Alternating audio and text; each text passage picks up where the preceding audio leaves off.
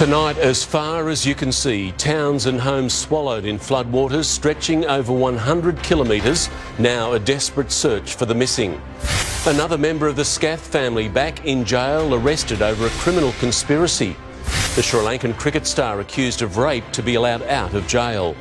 One of Australia's richest men pledges $500 million to help rebuild Ukraine. The celebrity agent jailed for stealing from Guy Sebastian. Inflation bites hitting Christmas food prices hard. The expert verdict, how safe is discount fuel? And Australia back on target against England in the one-dayer. Live from Sydney, 7 News with Mark Ferguson. Good evening. It's been a very long day in Forbes with locals on edge, but tonight the worst of the flooding appears to have passed, with the Lachlan River peaking just below its 1952 record. There is still major damage, with 2/3 of the town inundated, and it's much worse further west. 500 kilometres from the nearest ocean, the area around Hay in the Riverina is an inland sea. Floodwaters filling up farmland far and wide as the Murrumbidgee and Lachlan rivers swallow up country towns and spare little. Hundreds of homes and businesses beneath the deep brown murky water. In Forbes, it's slowly starting to recede, peaking at 10.7 metres, a handspan short of 1952's record, 10.8. The drop clear at the local hardware store, where owners Aaron and Jacinta Atchison have been camping out. It has dropped, I reckon, like 10 centimetres in about an hour. Revealing creatures far from home. I'll go and push him out and hopefully he'll swim his way over to the lake. The respite brought reunions. Gareth Hudson's family cut off in the south for days, evacuated, but now safe with Dad. It's glad to have him back in my arms. The Deputy Mayor also hopeful. We've got a few more days of this. This is pretty serious, as you can see in the background right now. For when the massive clean-up can begin. I've still got a house with a roof. It's still sitting where it's supposed to sit, so we're doing all right. Businesses and homes on the outskirts of the Lachlan River are often the first to flood and the last to recede. This is the second time in a fortnight that these people have been through pain, and cleaning up what's beneath this will be a challenge. Downstream, the emergency is not over. In Bajerabong, crews fought through raging water to reach a man and his dog stranded on a flatbed truck. Condobolin is the next country town bracing for battle. Sandbagging where they can, but preparing to be cut off. There is no doubt that these communities have a long journey of recovery ahead of them. The Minister also welcoming a civil defence crew from Singapore. Thank you. Here to help with what is the biggest flood response in the state's history. And Bill Hogan joins me now from Forbes. Bill, is the worst of the crisis over there now, or is more rain forecast? Well, Mark, it looks like locals will get some reprieve. A high-pressure system moving over New South Wales is bringing generally dry conditions. Aside from the threat of a thunderstorm in the Central West late Saturday, it's expected to be fine and sunny for the rest of the week. Now, this water level is still considerably high, and as we've said, it will take several days for it to completely recede. Only then can residents assess the damage and the clean-up can begin. Bill Hogan in Forbes, thank you. In the small community of Eugowra, just east of Forbes, shell-shocked locals are beginning to pick up the pieces of what's left of their town. Others are coming to grips with the loss of a loved one. When loss is so enormous, it's hard to find words. Business, dwelling, all belongings, and the loss of my sister. Tim Townsend was on the phone to his sister Diane Smith the morning this menacing onslaught of water hit Eugowra. He thought she was safe. When I left at 4:30, I was talking to her. Yeah. That was the last time he heard her voice, a flood forever etched in his family's memory. I keep hearing her say, do you want to save this? Do you want to throw this away? Yeah. She's still around. Sharon Vujic is in the same world of pain. He's in a better place, Sharon. You know what I mean? And it's just, just got to pick up the pieces and start again. Her father, Les, has been missing since Monday. Terrible. Devastating, isn't it? Yeah. Devastating. Yeah. Hopes of finding him alive are fading. But police won't give in. The search bolstered by Defence personnel on the ground as it enters its 4th day. I just want to hear about my father, for whatever news from the police, and that's it. And now another challenge, reports of looters taking advantage of a town that's already lost enough. I think they're just knocking on doors, find out who's in there, and if there's no one in there, they'll come in and take stuff. Bloody disgusting that people would even think of doing that. The scale of destruction here simply reaches no limit. You could walk kilometres from street to street and the story remains the same. Neighbours helping neighbours, trying to piece their lives back together. But the road ahead for this community will be months in the making.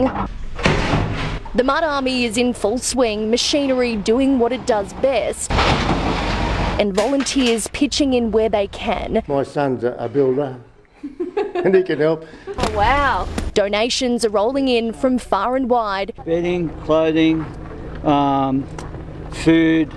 It's all donated from the Blaney community. Even the Governor-General is here to lend a hand. The showgrounds turned to a makeshift donation centre. Clothes, toys, undies, everything that you can possibly think of. Stoicism on full display in a town determined to not let sadness beat them.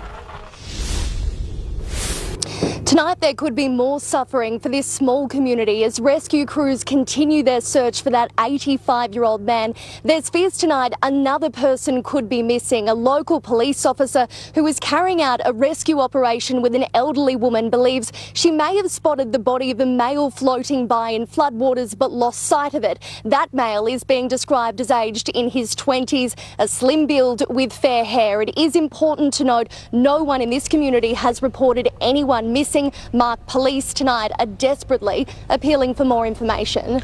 OK, Annie, thank you.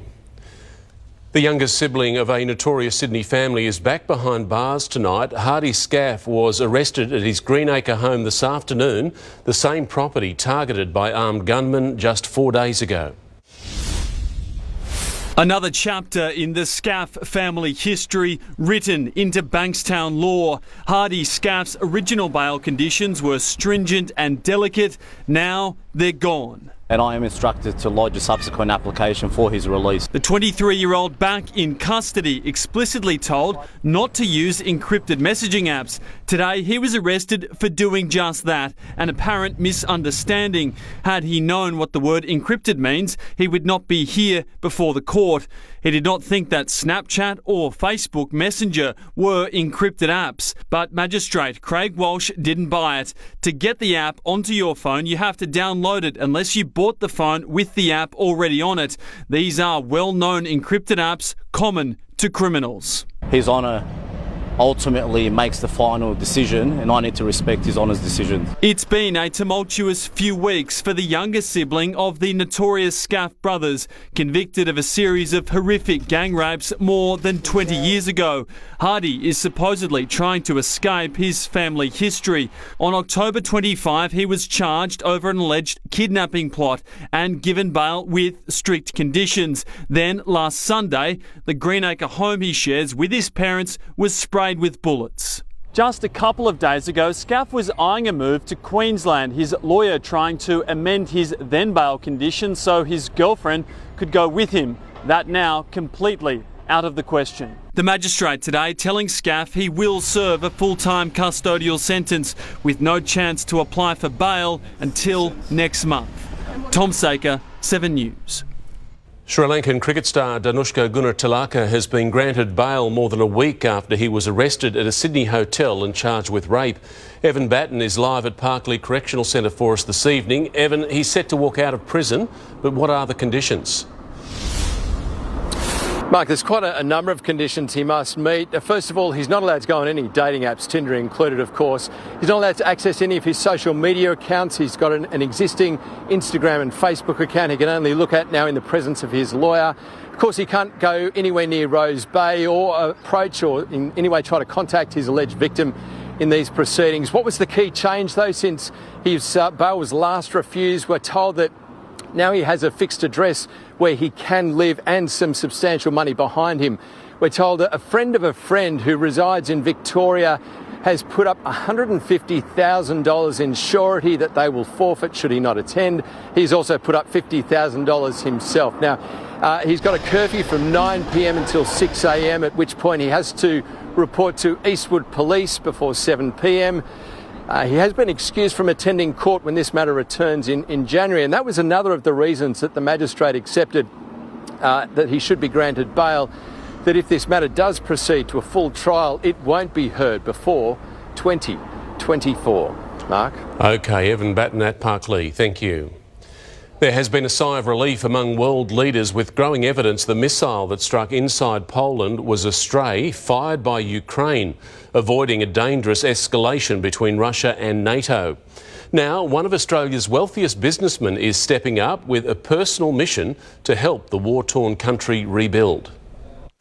In the farmlands that became a flashpoint, Polish investigators search for missile shrapnel in the hunt to discover who brought Europe to the brink. We have avoided what could have been a catastrophic outcome. As a war of words has broken out over who was responsible. Our preliminary analysis suggests that the incident was likely caused by a Ukrainian air defense missile. But Ukraine President Volodymyr Zelensky has surprised the West, refusing to accept blame. I have no doubt, he said, that it was not our missile. Polish authorities believe the shrapnel proves it was an S-300 Soviet-era rocket used by Ukraine. This is one successfully striking its target mid-air.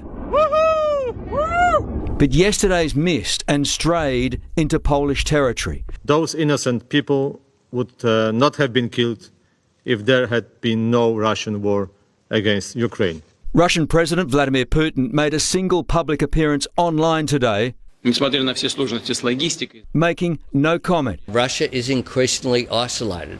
That is what the G20 showed. A major boost for Ukraine today, though. A new international fund has been launched to try and rebuild the shattered country. And the first $500 million donation has come from here, Australia, and the billionaire investor, Andrew Twiggy Forrest. Australia's second richest met President Zelensky in June, then gifting him a stock whip. Now, cash. And I'd have to say he was ecstatic. Into a fund he's calling a green growth strategy. Australia is leading the way here, helping Ukraine. Chris, I believe once this happens, you'll have Ukraine as the highest growth economy in Europe. So needed, 24 hours after Ukraine's worst missile strikes of the war.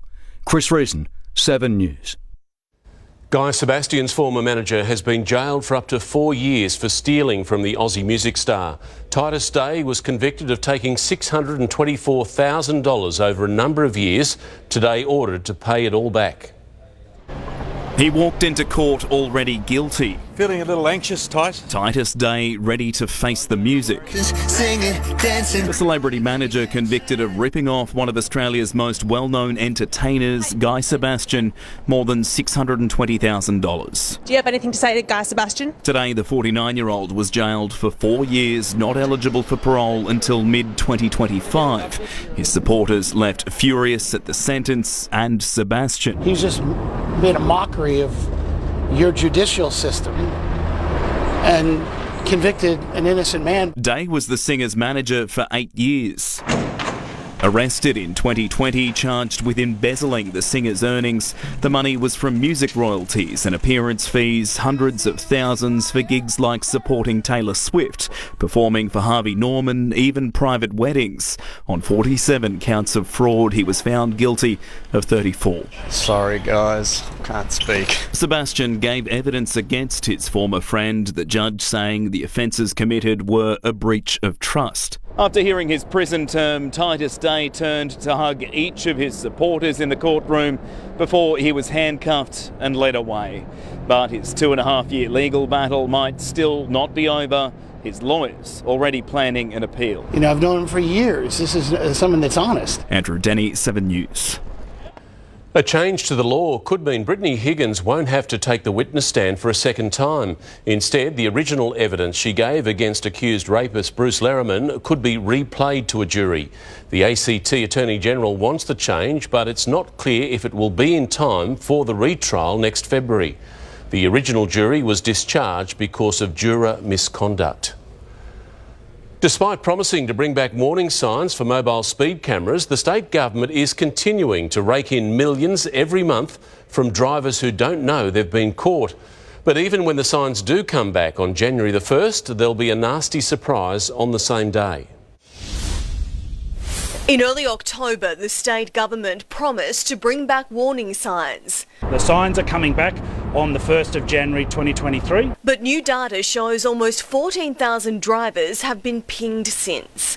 We knew that this would happen. It's revenue raising on a grand scale. In October 2020, the last time there were warning signs, mobile speed cameras made $750,000 in fines. In October this year, with no warning signs, fines skyrocketed to almost $3.5 million, an increase of more than 350%. And to see these numbers still way too high clearly shows that we need to get those signs back out there as quickly as possible. In last month's budget estimates, Transport confirmed it had hit a speed bump on the rollout, with the old signs now too big for a third of the new private fleet. But 3 weeks later, a key question remains. Will we need new warning signs or will we need new cars? They'll make sure those appropriate arrangements are put in place for those vehicles before 1 January. Just 6 weeks' time. We just hear problems from the New South Wales government, but no solutions. These signs were meant to be up by January 1. There's no chance they're going to meet that deadline. Sydney drivers are set for even more pain on January 1, with tolls set to increase across the city. Toll charges will automatically rise by at least 6% because of surging inflation, and they'll continue going up every 3 months. Amelia Brace, 7 News. Australia's unemployment rate has dropped to 3.4%. The low figure means there are near record numbers of Australians in full-time work, 47,000 more for the month of October. The federal government is still trying to get wages moving. Real wages today are lower than what they were a decade ago. The number of vacancies now almost matches the number of people looking for a job. Alarming new figures have revealed a comfortable retirement is getting further out of reach for many older Australians. As the cost of living bites, soaring inflation is chewing up incomes for pensioners, leaving many struggling to make ends meet. Rhonda Dahl says every trolley load of groceries she pushes to her car is more expensive than the last. It's always going up. A new report finding the cost of retirement has risen 6.6% this year, just below inflation. Soaring prices in the aisles combined with rising fuel and energy bills means the pensioner is watching her finances like a hawk. Very cautious now of what I do get. There's no doubt all retirees are doing it tough, but we're by no means the worst in the world. To retire comfortably, a couple now needs almost $70,000 a year. Singles around $50,000, often through a combination of super and the age pension. That's assuming they don't have a mortgage to worry about. Around 1 in 5 older Australians does not own their own home, and they don't all have superannuation, leaving many living in pension poverty. When we said prior to the election, life wouldn't be easy under Anthony Albanese, that is now being reflected in those figures. Labor says the figures show just how important compulsory superannuation is, providing a safety net in retirement. And if it wasn't for the previous government, those nest eggs would be bigger. It was meant to get to 12% years ago and didn't because you had a coalition government that didn't care. Seniors groups want the law changed to allow older Australians to work more without losing their pension payments, making life a little easier for those without super to draw on. Rob Scott, 7 News. Time to check the weather now, Angie. It's been another cool one. Mark, quite chilly at times out in those southerly winds. We dipped to a low of 10 degrees in the CBD overnight. Very cold for November standards. The coldest since 2006, in fact, and the top was 20, at which point it felt more like 15 degrees. Now, it was much colder inland, lows of 1 degree recorded at Bathurst, Mudgee and Goulburn, a top of 14 at Orange and 17 for Newcastle. That cold air mass is still filtering over our state, but no sign of rain until the weekend. That's when another rain-bearing system is expected to cross just through the state's west. As for Sydney, the cool conditions will start to slowly ease as we build towards temperatures nudging 30 degrees by the weekend. The full 7-day forecast is coming up soon, Mark. Sounds good, Angie. Thank you. After 8 long years, a verdict is just hours away. Next, Western Sydney families nervously waiting to find out who shot down MH17. A piece of Hollywood heading down under, the visual effects studio looking for workers. Later, from seafood to cherries, how recent wild weather will send Christmas prices soaring. Also, premium petrol versus cheaper alternatives. Could saving at the Bowser be doing more harm than good? And the awkward encounter between China's president and the Canadian Prime Minister.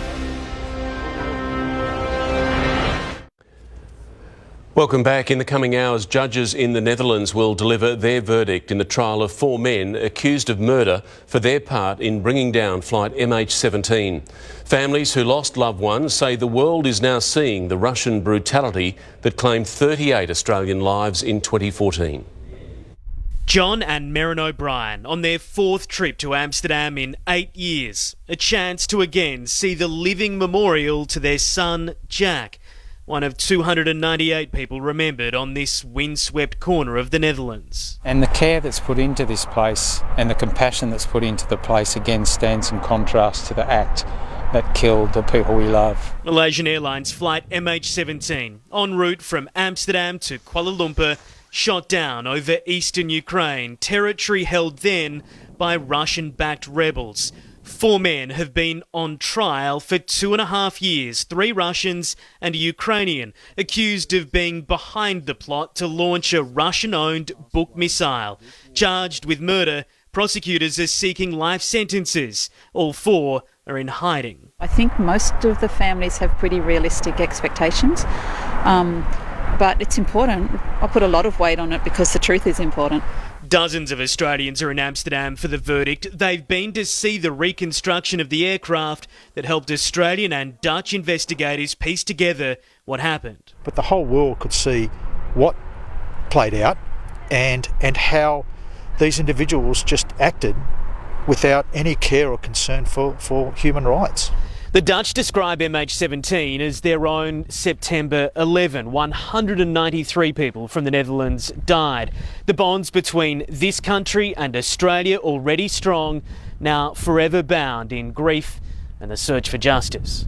From the Dutch Prime Minister, you have to maintain the pressure. And what we know of the Russian government is they are not comfortable with this. They don't like it. Just as these Australians will never forget what happened in a place so far from home. Live now to Hugh Whitfield in Amsterdam. Hugh, what will be the real fallout from these verdicts? Well, the Dutch court won't just rule on the guilt of the 4 accused, Mark, but also the weaponry used to bring the plane down and how, with Vladimir Putin expected to be the ultimate culprit. The Russian president's backing of rebels in eastern Ukraine led to the conflict there. Many of the families of the MH17 victims believing their loved ones were among the first innocent victims of Russian aggression in Ukraine. The verdict will be delivered in the next couple of hours later tonight, Australian time, with hundreds of families from around the world here to watch. Mark. Hugh Whitfield in the Netherlands for us. Thank you. There has been an awkward exchange between the leaders of China and Canada at the G20 in Bali. Xi Jinping appeared annoyed after details from a closed-door meeting were leaked. China's leader told Justin Trudeau that it was not appropriate, but Canada's PM fired back. In Canada, we believe in free and open and frank dialogue, and that is what we will continue to have. We will continue to look to work constructively together, but there will be things we will disagree on. It was a rare, candid moment for President Xi, whose appearances are usually carefully crafted by Chinese state media. Security forces in Iran have fired at protesters inside a metro station, causing mass panic. Video shared to social media showed crowds of people running as police opened fire. Some officers were also seen using paintball guns as demonstrations in the country enter a third month. It's unclear how many people have been injured or killed in the latest protests. Hollywood is heading to Sydney, bringing with it hundreds of new jobs. An international visual effects company is setting up locally to help add some movie magic to upcoming blockbusters. From the unbelievable to the impossible and into the depths of the imagination, when it comes to special effects in Hollywood, anything can happen. There's a lot of high-end filmmakers and there's demand for what we do. DNEG is one of the world's leading visual effects companies. Their next stop, Sydney. Well, this is lights, camera, action for Hollywood in Sydney. We want films to start and finish right here. They're behind the magic of Tenet, James Bond, Harry Potter and Inception. We've got many different studios across the UK, Europe, other parts of North America, and we waited for our time to find the right opportunity to open up a base in Australia. Premiering studios in Pyrmont at Tech Central, DNEG will create around 1,000 jobs. It's all about us attracting cutting-edge jobs. To have this open here was really going to make Sydney one of the most competitive movie-making destinations in the world. One of the first projects, the visual effects work for George Miller's Mad Max prequel, Furiosa, starring Chris Hemsworth. 500 artists who specialise in visual effects will bring Hollywood to life. It means the action of James Bond and the magic of Harry Potter will be made right here in Sydney. DNEG Sydney takes off next year. Isabel Mullen, 7 News. The son of former Premier Christina Keneally on trial next. The police officer's alleged victim unloads outside court. The Christmas favourites doubling in price, what's causing the festive season surge. Looking to make some extra cash? How about renting your pool? The Airbnb of swimming and sunbathing hitting Sydney suburbs. And ahead in sport, Cameron Smith finally back on home soil with one of sport's most famous trophies.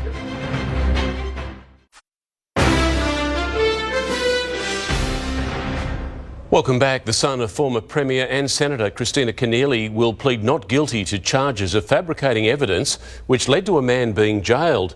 Daniel Keneally's job as a New South Wales police officer remains under a cloud, but for now he's suspended with pay. He took an oath to carry out his duties faithfully, according to the law.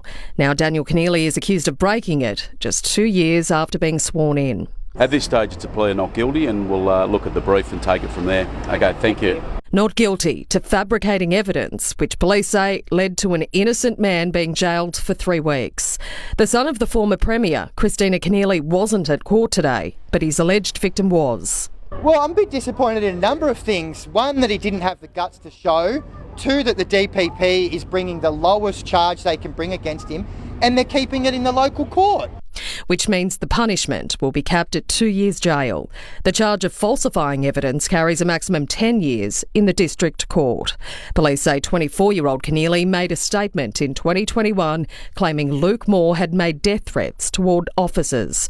But the anti-police activist had recorded the conversation, which contained no such threats. This is a case of one very high-profile, thorough investigation where we had a complainant victim who was very astute and happened to have the right circumstances for this complaint to be successful. An elite lawyer within the Director of Public Prosecutions will likely take on this case. They would be a member of Group 6, which specialises in prosecuting high-profile cases and police officers charged with criminal offences. The case will return to court in January. Leonie Ryan, 7 News. Sydney taxi drivers are $900 million better off tonight after a long disputed compensation package passed Parliament. Drivers have been calling for financial assistance after losing out on fares to rideshare companies like Uber. Individual licence holders in Sydney will get $150,000 per taxi. The wild and destructive weather across much of our state will hit closer to home this Christmas, with the price of many staples set to skyrocket. Cherries will be an expensive treat in the coming months, and seafood will also cost more. But producers are pleading with Sydney families not to let them down. It's beginning to look a lot like Christmas, but it may not taste as sweet. The cherries aren't doing the best. We've had too much rain and too many grey days and really not enough sunshine to help them to grow and to colour. After months of extreme rain and cooler temperatures, growers are struggling to produce the season's favourites. So if the demand's there and the supply's not, then the prices could go up. Possibly by double. All of the fruit is starting to be affected in some way. Floods are also being blamed for a shortage of stone fruit, and once again, consumers will pay. The rolling flooding and saturation is taking its toll on the landscape and obviously affecting the health of plants and animals. Including oysters and salmon. They're going to have to expect to pay a little bit more than what they've been accustomed to over the past years. But smart seafood swaps could ease the pain. If you love lobster but your bank account doesn't, there is a way to get around it. The eastern red scorpion fish has a similar taste and is half the price. The flesh texture, the flavours are quite similar. Producers asking consumers to be patient with prices. Really think about what does make Christmas special, and a bowl of cherries on the table certainly does. Natasha Squarey, 7 News. We're all used to ride sharing by now, but what about pool sharing? Described as the Airbnb of swimming, from today, Sydney-siders will be able to choose the perfect place for laps or relaxation in the comfort of someone else's backyard. Melanie Withers' children are now teenagers, but some of their happiest memories are around this pool. She now wants to offer that experience to other families. Many places around here are apartments or townhouses, and they may not have access to a swimming pool, and we've got one, so why not? Swimply is like the Airbnb of swimming pools, where anyone can rent a private pool starting from $40 an hour. Certainly with the rising cost of living, people that have pools that are underutilised, that want to maybe offset their mortgage. Swimply has been operating in the US since 2018. When founder Bunham Laskin, the eldest of 12 siblings, was searching for ways to entertain his family during the holidays. Everybody's sharing, everyone's in it together. And so we kind of just scaled that family mentality across the community. Location is the main reason people will choose one pool over another. But you can also search for other features, such as salt or chlorine water, whether a pool is heated, and if other items like pool toys or a barbecue are available for use. Some hosts will even welcome pets, and most choose to stay on site during a visit. The user agreement ensures guests are legally responsible for any mishap. Having that opportunity to speak to potential guests before they arrive around our safety expectations is really important. Gemma Acton, 7 News. You've heard of Black Friday, but first there's Green Friday. Next, the online shopping event hoping to save you money and the environment. Australia Post reminder how long Aussie children have to get their letters to Santa. Soon in sport, the radical proposal that could split the Kangaroos down the middle. And the blue skies continue with some warmer days in the mix as well. Those details soon.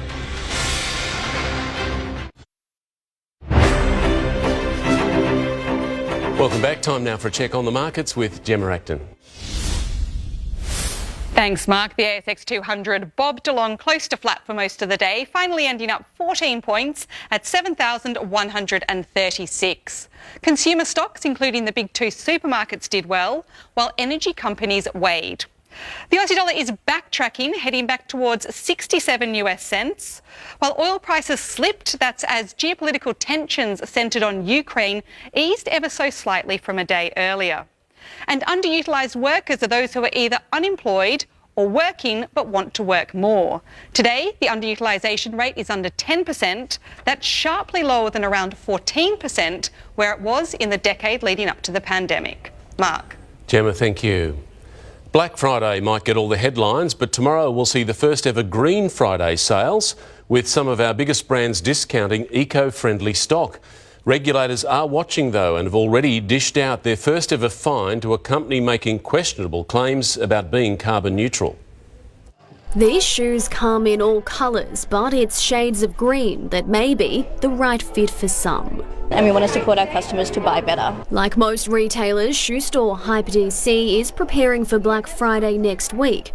But first comes Green Friday. from the people behind Click Frenzy, an online sales event with an eco edge.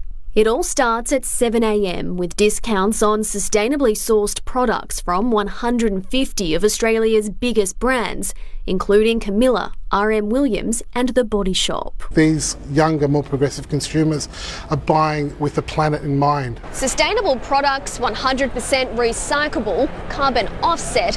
We're starting to see and hear these phrases a lot, but how do we know they're true? This afternoon, Sukin Skincare was dumped from Green Friday as it fights a court battle over carbon neutral claims.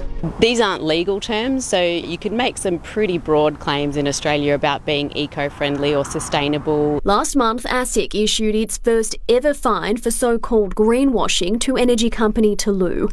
Right now, there are active investigations into a series of super funds accused of the same, and there's a sweep of 200 websites to probe eco-friendly claims. It's actually been suggested that close to 50% of these claims are misleading. Amy Clements, 7 News.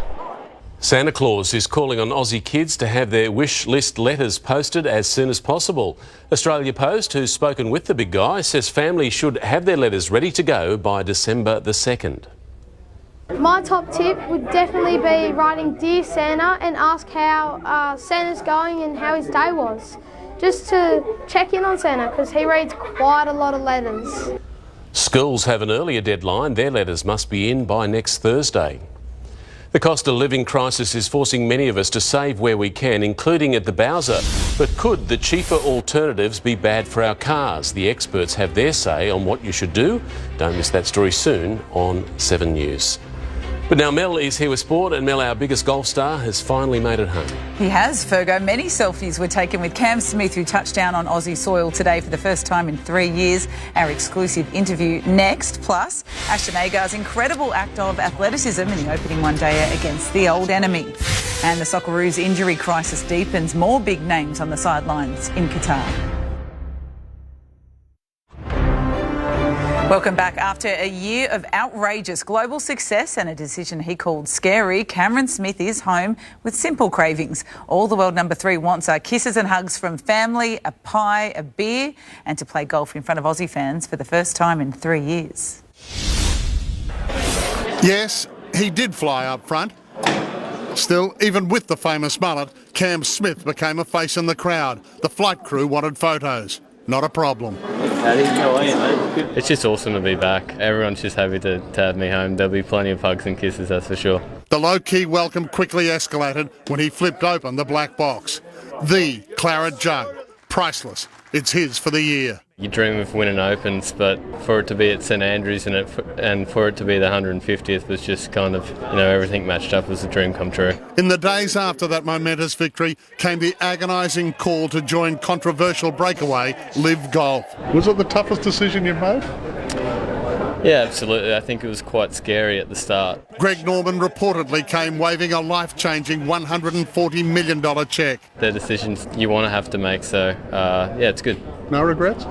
No regrets, mate. No, I love it. That demeanour, helped by winning quickly on the Live Tour, and a pleasant realisation that fears he'd become a pariah to his PGA Tour mates were completely unfounded. They just wanted what was best for me, and, we still have a laugh, still have a beer. There's no hard feelings there. Chasing a third Australian PGA title and a maiden Australian Open are his goals this trip, but they'll wait. So we'll go have a meat pie and probably a flat white and probably a couple of beers after that. Why not? It's been 3 long years. Pat Welch, 7 News. A Dawid Malan 100 has given Australia plenty to chase in Game 1 of their ODI series against England. The new kings of white ball cricket totalled 9 for 287 from their 50 overs. Malan making 134 after surviving an early onslaught led by Pat Cummins. New ODI captain Pat Cummins bowled first, leading from the front. Edged and taken. Jason Roy undone by Mitch Starc. Bowled. A ripper from Starc. Brought it back into the right hand. James Vince, another Cummins victim. England 3 for 31. Marcus Stoinis also in on the act. Got him! Straight through Any hint of hangover from England's T20 World Cup triumph blown away by Jos Buttler. Stoinis needing treatment on his left index finger. Adam Zampa too tempting for Buttler. Caught for 29 by a boundary riding Ashton Agar. Even more dangerous in close. Taiwan, and gone! It's Ashton Agar with the throw, and he does not miss.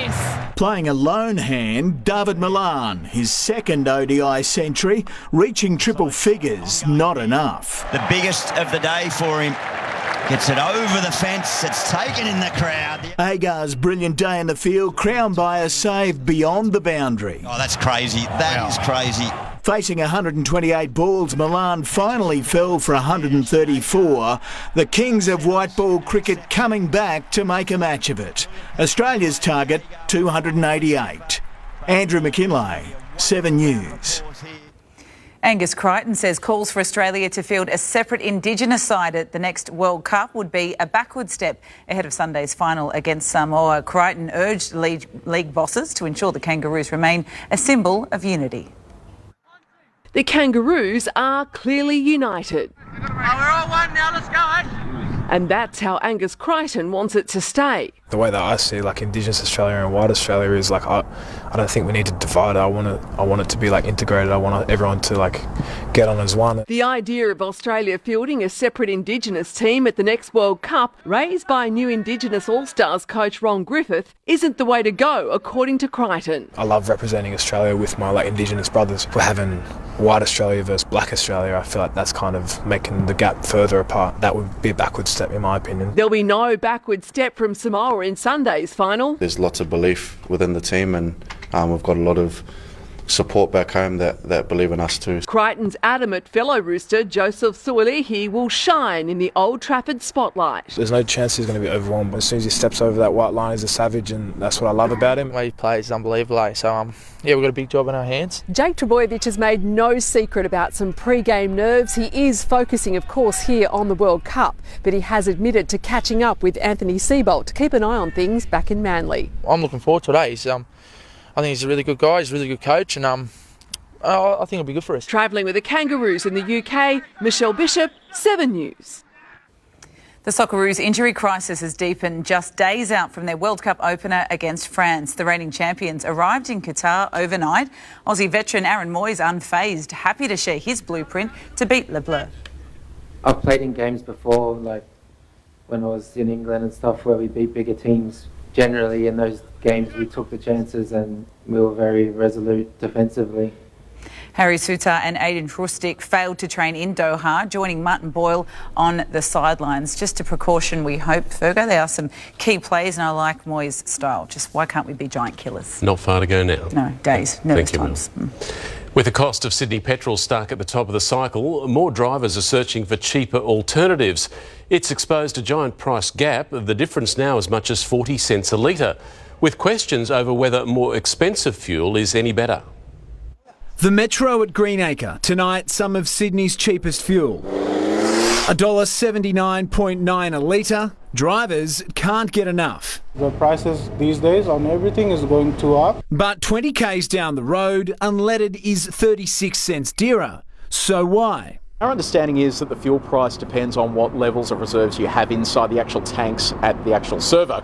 So if they are the same as they were last week, you're paying last week's prices. As they get lower, you're paying the new prices for that week. Sydney's average this week has been sitting around a tick over $2 a litre. We are approaching the holidays. I think we're going to see this going up more and more. Despite there being a difference in the price of petrol from suburb to suburb, the real question is, what's the difference in the fuel? And does more expensive mean you'll drive further for longer? Might find additives that clean the engine or help it perform better, but ultimately you are buying the same product that is doing the same thing. There's no difference between any petrol that we use or BP or the Caltex uses. But for mechanic Mikel Bueno, there is a difference. He deals with the damage caused by bad petrol every day. They can damage the engine parts, the fuel pump, and they don't make the same power and efficiency. So put your fuel first. It's the most important thing, your fuel. Liam Tapper, 7 News. Now Angie's back with the forecast. Ange, the cold snap is almost over. Mark, conditions will start to improve now as we track towards a very summery weekend. Details next. What is the emergency? This remarkable little device saved 2 lives. Details on 7 News, 6 o'clock. Tonight's 7 News headlines: the flood crisis sweeping our state's central west. Hopes are fading as crews search for a missing elderly man in Eugowra. While in Forbes, some relief tonight as flood levels slowly recede. The brother of the Scaff gang rapists is behind bars tonight. Hardy Scaff accused of breaking his strict bail conditions. And Aussie billionaire Andrew Twiggy Forrest has pledged more than $500 million to help rebuild war-torn Ukraine. Now here's Angie with Sydney's weather. Thank you, Mark. It has been an unseasonably cold couple of days. Thankfully, conditions are warming up and there's plenty more sunshine ahead too. The spring chill was at its worst this morning, a low of 10 degrees in the CBD. The top was 20, but it felt much cooler than that out in those southerly winds. Single-digit minimums were recorded for most metro suburbs. Coastal spots just made it to 10. Top of 18 at Cronulla, 20 at Parramatta. Penrith was the warmest, and that was 23 degrees. The latest satellite image shows that southerly airstream persisting right now. Skies are pretty well clear, though, which is contributing to that overnight chill. Tomorrow, high pressure will promote generally dry weather again across New South Wales. The next sign of rain isn't until the weekend, when a trough and cold front just start to edge into the state's west, bringing some wet weather and gusty conditions. Around the capital's Brisbane, staying settled, a top of 26 degrees, a lovely sunny 21 in Canberra. Looking better for Melbourne, sunshine and 23, fine and 18 for Hobart. Adelaide, just an afternoon shower, otherwise partly cloudy, and showers for both Perth and Darwin. Statewide, conditions are looking settled for most of the state. Plenty of sunshine. Temperatures also warming up a little, but they'll still be below average as those southeasterly winds persist. Wollongong is heading for a top of 20 degrees, top of 23 for Newcastle, and Dubbo should get to 24. For the metro region, sunny southwesterly winds will shift southeasterly from about the middle of the day.